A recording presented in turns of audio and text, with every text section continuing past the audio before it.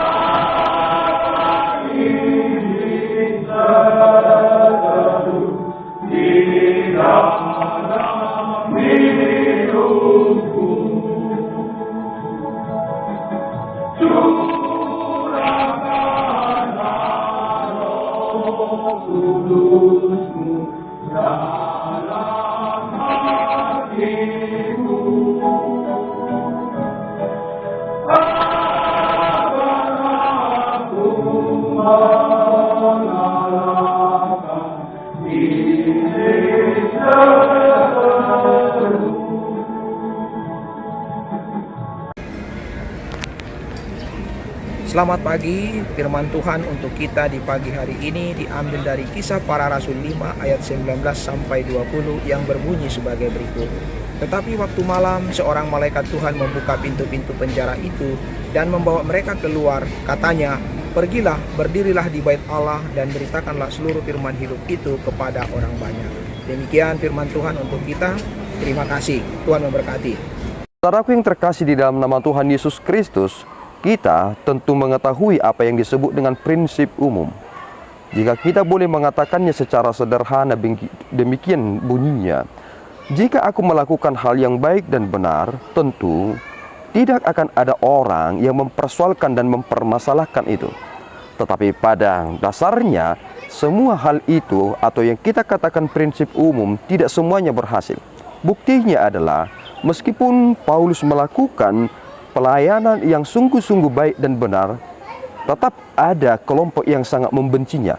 Kelompok yang membenci Paulus dalam teks ini disebut dari kelompok Saduce atau Saduki. Mereka tidak suka dengan Paulus ketika Paulus menyampaikan kebenaran firman Tuhan, yakni Kristus yang disalibkan dan bangkit itu. Dan karena kebencian mereka, akhirnya mereka menjebloskan Paulus ke dalam penjara. Tetapi hal yang menjadi menarik saudaraku adalah ketika mereka berada di dalam penjara itu, hari belum pagi, mereka mendapatkan anugerah Tuhan. Mereka dapat diloloskan dari penjara itu dari seorang malaikat. Mungkin kita berpikir seperti demikian. Mengapa malaikat itu harus membebaskan atau meloloskan Paulus dari penjara itu? Bukankah seharusnya sebagai manusia yang manusiawi, ya dia harus menjalani proses itu? Tetapi kita melihat sebuah hal yang sangat menarik dari teks ini. Ternyata ada tujuan khusus mengapa malaikat harus membebaskan dia dari penjara itu. Ternyata prinsip yang ingin ditekankan di sana adalah, pergilah, berdirilah di bait Allah dan beritakanlah seluruh firman tentang hidup ini kepada orang banyak. Saudaraku yang terkasih, penjara itu mengurung seseorang di dalamnya. Kemudian Paulus keluar dari penjara itu untuk memberitakan berita keselamatan. Apa berita keselamatan itu? Berita keselamatan adalah bahwasanya seseorang itu telah dibebaskan dari belenggu itu. Kita boleh mengatakan pemahaman yang sederhana, jika penjara itu dapat membelenggu Paulus, ternyata ketika malaikat datang membebaskannya, maka tidak ada hal yang dapat membelenggu dia lagi. Ini ingin menunjukkan terkait tentang berita yang ia akan sampaikan, bahwasanya ketika seseorang itu berada dalam kuasa dosa dan tidak pernah bebas dari kuasa maut, maka apa yang boleh melepaskan seseorang itu dari belenggu itu? Jawabannya adalah firman Tuhan. Mengapa firman Tuhan? Karena Yesus Kristus adalah firman yang menjadi daging, sehingga lewat dialah kita mendapatkan keselamatan. Inilah iman sejati. Jika kita ingin memiliki iman yang sejati, tentu kita harus berada di dalam Kristus. Karena Kristuslah sebenarnya yang menjadi penegasan yang sangat penting terkait tentang keselamatan kita. Mari saudaraku melihat aspek yang sangat penting ini, bahwasanya Tuhan telah memilih Paulus dan telah menatakan tentang hal-hal apa yang dia harus kerjakan. Penjara tidak dapat membatasinya. Dan yang menjadi luar biasa adalah banyak dari tulisan Paulus ternyata dia tuliskan dari penjara. Dari penjara dia berkhotbah. Itu adalah suatu pelayanan yang luar biasa. Karena banyak orang ketika dia sudah terbelenggu, akhirnya dia menutup mulutnya dan tidak lagi mau memberitakan tentang kemurahan hati Tuhan. Tetapi Paulus telah menyatakan itu ketika dia mengajar di dalam bait suci. Mari saudaraku hidup dalam kemerdekaan yang telah dinyatakan kepada kita oleh Roh Kudus yang telah menyucikan kita, supaya kita memberitakan firman Tuhan. Tuhan Yesus memberkati, kita berdoa. Ya Tuhan, kami bersyukur atas berkat-Mu. Terima kasih Bapa atas anugerah yang Engkau telah nyatakan kepada kami. Engkau telah menunjukkan sebuah peristiwa yang sangat penting. Paulus dapat lolos dari penjara bukan untuk melarikan diri, tetapi untuk memberitakan firman Tuhan. Kami memiliki tugas dan tanggung jawab karena kami sama seperti Paulus sebagai pengikut Kristus. Tolong Tuhan kami supaya kami menjadi pemberita firman lewat apa yang boleh kami layankan, sehingga nama-Mu semakin dipermuliakan. Di dalam Yesus kami telah berdoa dan mengucap syukur.